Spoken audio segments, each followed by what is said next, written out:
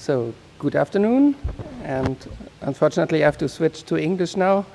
Thank you for the great honor to have the opportunity to speak here, and thank you very much for the invitation to the program committee and of course also to Berta Baquero, who organizes this seminar. I will speak about mathematical modeling and projects in Germany.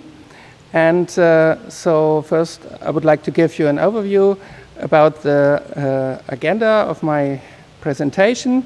So I have 5 sections with different lengths. So section 1 gives a short introduction. Section 2 deals with the current situation concerning modeling in Germany. And after that we come to the research on mathematical modeling in Germany. I will give a few examples for research projects which are perhaps a bit typical for German research projects on mathematical modeling. And after that, I will have a short look on mathematical modeling in German schools. And the last section gives a discussion and an outlook. So let's start with the introduction.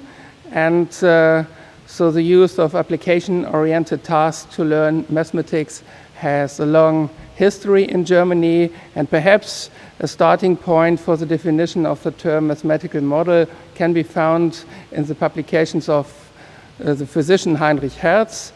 So in the introduction of his book on the principles of mechanics, he described his considerations about mathematical models from a physical point of view. And however, Hertz calls mathematical models not mathematical models, but virtual images of physical objects. And he mentions 3 criteria that should be used to select the appropriate mathematical model. And the first one is logical acceptability. The second one is that mathematical models should be true. And the third one is the expediency as a criteria for mathematical models. So now we skip a few years, and in the 1980s, mathematical modeling became particularly well known in Germany. And the most important person for that was Werner Bloom. He described many application examples which reflected a wide range of topics, and one of these topics was, for example, the allocation of seats after elections, which is, of course, a normative mathematical model. And furthermore, his publications showed that the debate on applications and modeling increasingly gained in importance, and it became clear that the discussion on applications and modeling was more and more important. So one of the most well-known modeling cycles in Germany, and perhaps not only in Germany, was also mentioned in 1985 by Werner Bloom, and it's now on this slide. So the founding of the German-speaking Istron group, Istron is the name of the group, and also somewhere a bay on Kreta, by Werner Bloom and Gabriele Kaiser in 1991, contributed to an increase in the intensity of the modeling discussion in Germany. And the idea of Istron was that mathematics education should put a greater focus on applications. That was very new in the 1990s. It is not very new, but in the 1990s it was a new idea. So a book series established in 1993 enables the Istron group to be present and visible in mathematics teaching as well in the academic community. Istron members have already produced more than 20 volumes, and these contributions are intended to support teachers in dealing with real-life problems in school. Also, and that's Berta said, research on modeling has also been increased significantly, and Germany has hosted important conferences on mathematical modeling, for example, the Xxiii study, the ICTMA, and also the next ICTMA in 2021 will be in Germany.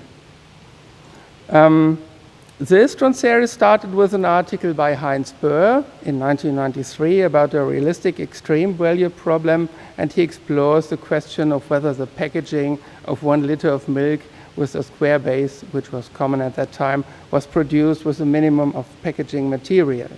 And the worksheet presented there is even today often used in mathematics classrooms.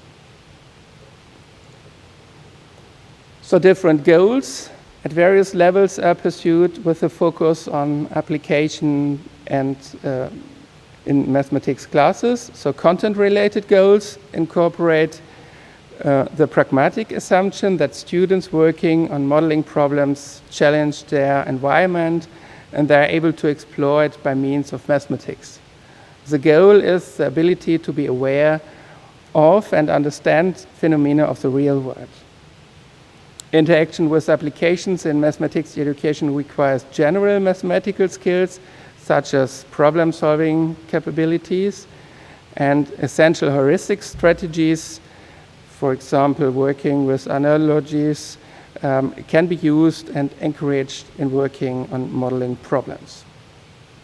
Cultural arguments in particular have been mentioned as the most important general goals, so mathematics education should provide a balanced picture of mathematics as a science, and the use of mathematics in the environment is crucial for the development of mathematics science and for democratic society.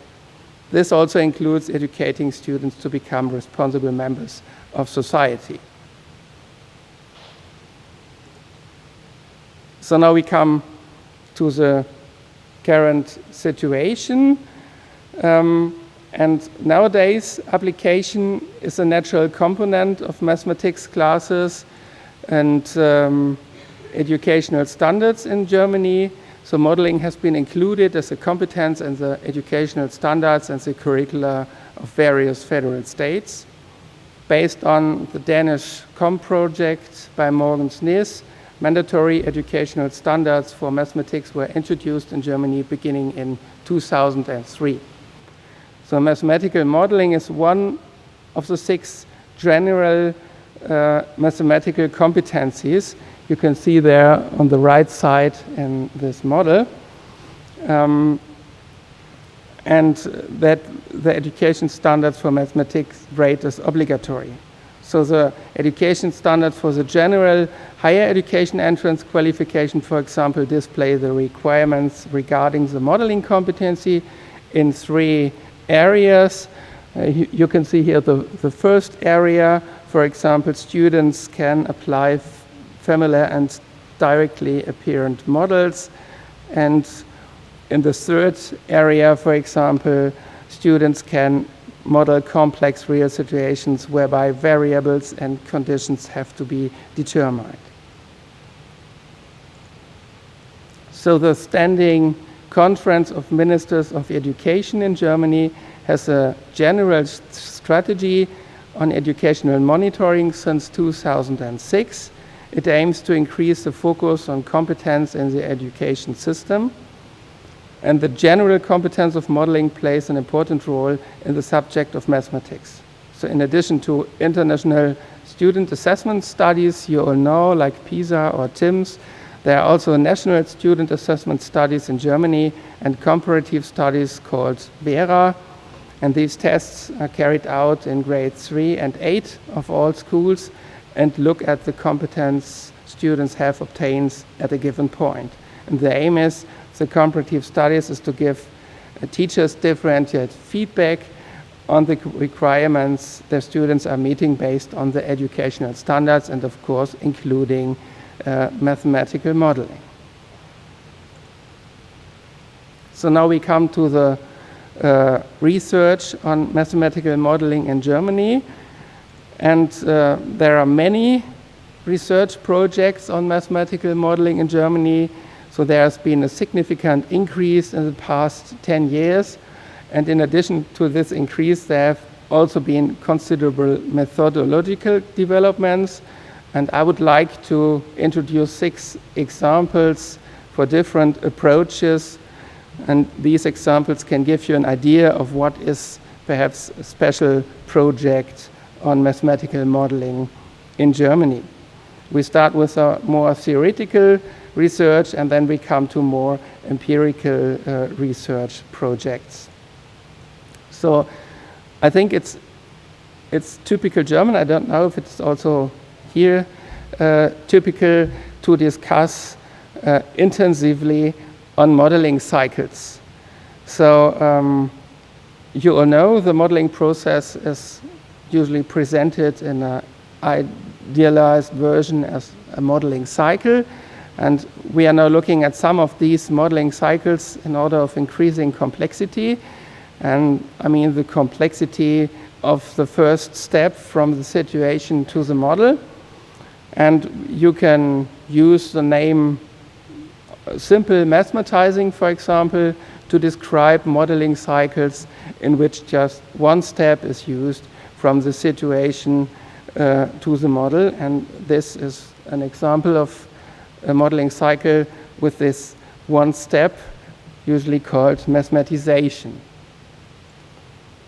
The best known modeling cycle you saw at the beginning of the presentation by Werner Blum. This is not this one. It specified an additional step in building the mathematical model, so simplifying reality, or we could say creating a real model, was seen as an individual step. And this model was developed together with Gabriele Kaiser and has been enhanced by many authors. And in addition to this first steps here in this modeling cycle, Katja Maas, as well as others, added the interpreted solution as a step between mathematical solution and reality. So this highlights interpreting and validating as different processes in the second half of the modeling cycle. A newer modeling cycle, a newer model by Werner Blum and Dominic Leith from 2005 was developed from a cognitive point of view. So Blum's original model from 1985 was extended by the addition of a situation model at the beginning of the cycle. The role of the individual creating the model was also described in a more detailed way. The situation model outlined the individual's mental representation of the situation. So different models of modeling, you can say a modeling cycle is a model of mathematical modeling shown, have different points of focus depending on their target group, the subject matter of the research, and the research interest. So this model could be used to describe the activities carried out by school students during an empirical investigation, and a simple cycle could also be used in a normative manner as support for students when processing modeling tasks in a classroom environment, for example. So we come to our second example, measurement of modeling competence. And of course, it is a bit connected with this modeling cycle discussion. The cycles show that there exist various descriptions of mathematical modeling, and these modeling cycles describe the different sub-processes of modeling with a different level of detail and emphasis. And the ability to perform such a sub-process can be seen as a sub-competency or partial competence of modeling. And looking at the modeling cycle by Blum and Leith, for example, these partial competences could be characterized as presented in the table there. So, for example, simplifying means that students identify relevant and irrelevant information from a real problem. So based on this theoretical consideration as well as existing test items, Corinna Hankeln and Katharina Adamek from my working group began to construct atomistic test items that were intended to assess each subcompetency of mathematical modeling separately. An example of a test item that was used to measure the subcompetency of simplifying is this lighthouse tasks. So it is suitable for grade 9 students. And the student's task is to select all the information that is relevant to calculating the distance to the horizon. Thus, the item measures competences for identifying relevant quantities and key variables, which are part of the definition of the subcompetency simplifying. The correct answer is, as you all know, the radius of the Earth and the height of the lighthouse. And the alternative answers represent misconceptions. So this test was used, and it showed that the was correctly solved from grade 9 students by 37% of the students. Another example is an example of a mathematizing item. So it is on a supermarket chain, and you have to think about the area where people live and to which supermarket they will go. And so a bit more from a mathematical point of view, the students have to decide whether the mathematical model is a circle, a parallel, a perpendicular, or the link. And here the right answer is the mid-perpendicular. And we have also information about correctly solved items. So a third and last example is an item to interpret. So students have to explain what the mathematical result means in reality. So in this case, the extra mathematical meaning is the rock is 5.94 meters tall. This is not a multiple choice item, so we can have different answers, and we have to rate the answers. And here are typical answers from students who are rated with 0 points on the left and 1 point on the right. So you can see what the right answer could be. And a wrong answer, for example, is he calculated the size of the photo. So a test was developed with such items, and the results indicate that scaling the test items used with a one-dimensional model, you can see on the right, is the poorest of the tested options.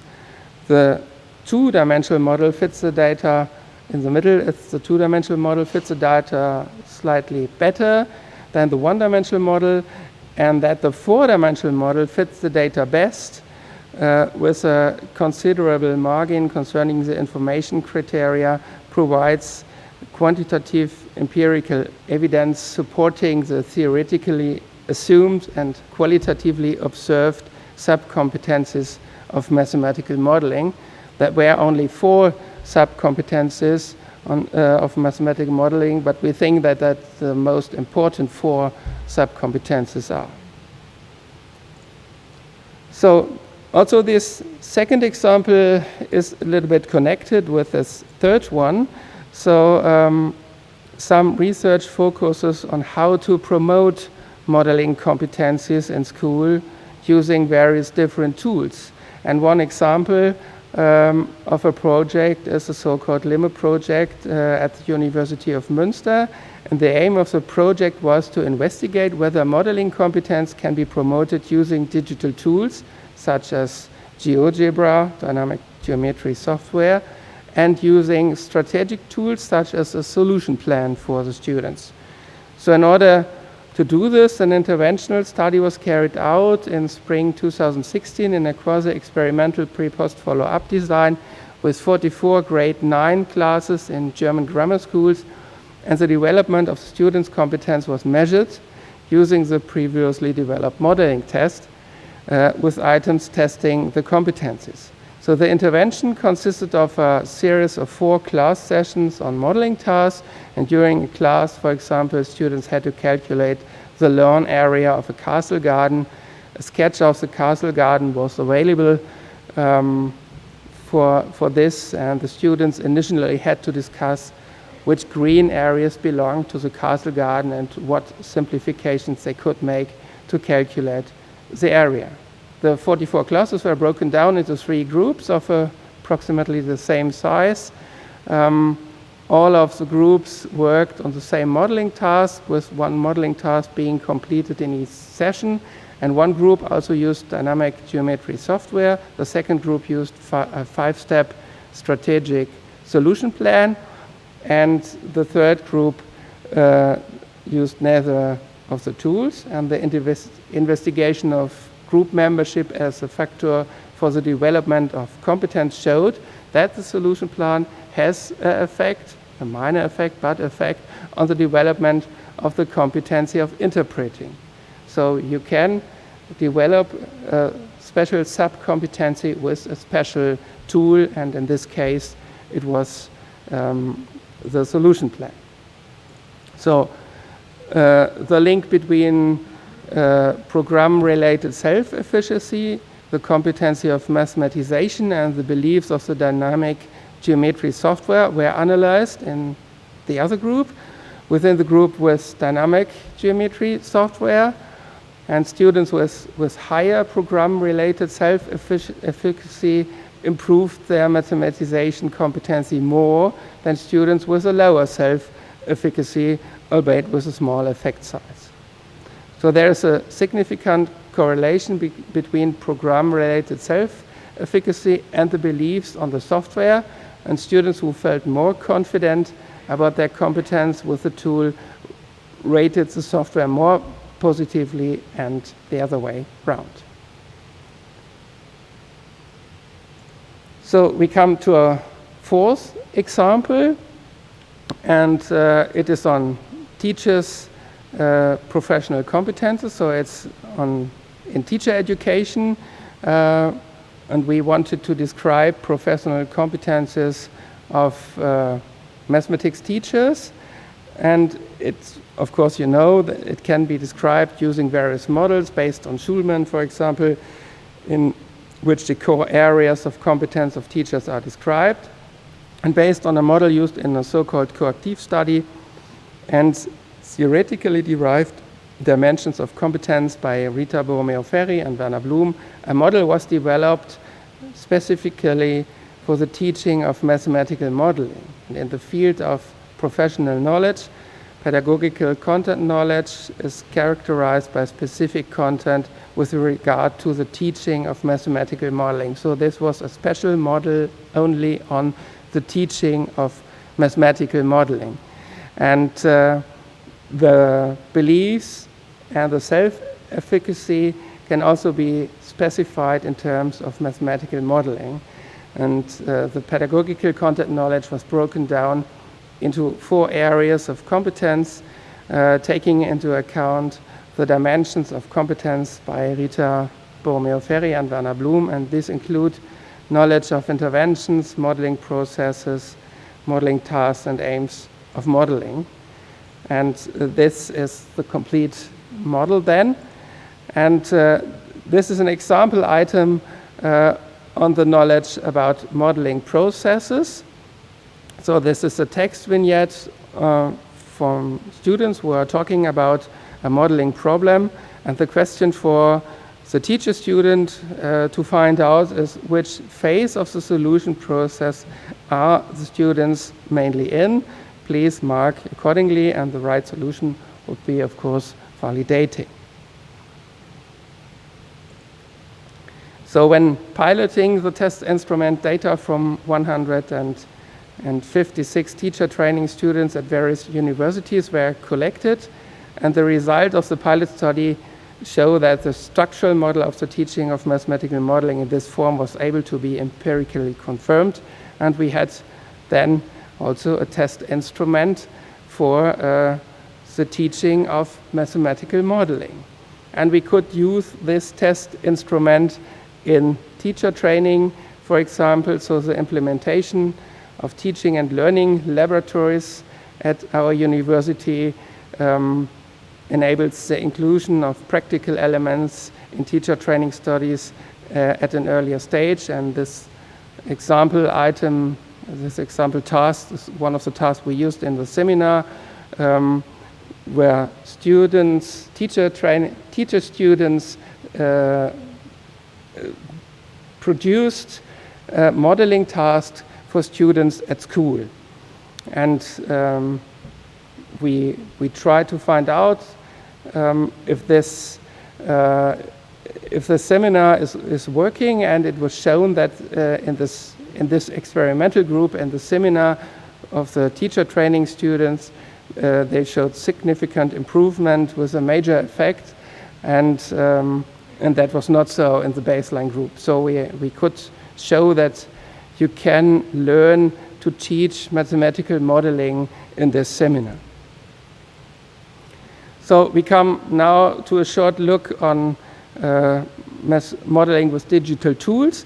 So of course, possible modeling activities can be found at every step on the modeling cycle. For example, you can use digital tools to control, you can use them to visualize or to experimentalize or to investigate something on the internet. And so you can use digital tools in every part of a modeling cycle, but it could be perhaps interesting to look more precisely on working on modeling with digital tools, because you need two translation processes. So first, the modeling question has to be understood, simplified, and translated into mathematics, and then the digital tool can be used after mathematical terms have been translated into the computer's language. So it could be interesting for research to have a modeling cycle with 3 worlds and not only with 2 worlds, and the third world is the technology world. So now we have a short look on mathematical modeling in schools. So of course we have different challenges in different areas. So we have organizatorical challenges. So it is not so easy to make assessments with modeling problems. We have personal challenges. So it is not so easy for teachers to have the competences to teach mathematical modelings, and we have some of material-based challenges which are not as big as a few years ago, but in the usually textbook, I think in Germany there are not enough modeling problems, so you have enough material but not in the textbooks for the students. And there are 2 ways to work on it. One way is to produce material, for example, interesting Fermi tasks. So one example you can see, can the routes to school of all of the students in a school be longer than the distance from the Earth to the Moon? Is it possible or not? And you can do interesting calculations on that. And the other way I mentioned before is to work on a meter part of modeling. So you have strategic solution plans, for example, which show people how to work on modeling problems. But we all know, and that you can see on the right, that there are individual modeling routes, and students usually not follow these routes from the solution plans. So now we come to an outlook. So on the one hand, mathematical modeling is a fixed component of the current educational standards and school books in Germany. And on the other hand, as in most countries, applications and modeling play a less significant role in everyday teaching and classroom activities. So the empirical results presented show some areas of focus of research on modeling and applications in the past few years in Germany.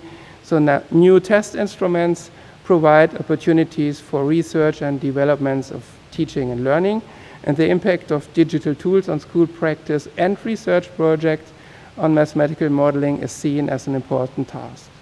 So effective promotion of modeling competence among students and the professionalization of future teachers are currently the core elements of research in Germany. So at the same time, tools and strategies are being developed and researched to help students to model problems independently and train teachers to teach mathematical modeling. So in the future, I think digital media could offer new impetuses for mathematical modeling, both for classes in school and for research methods at universities. And I thank you very much for your attention.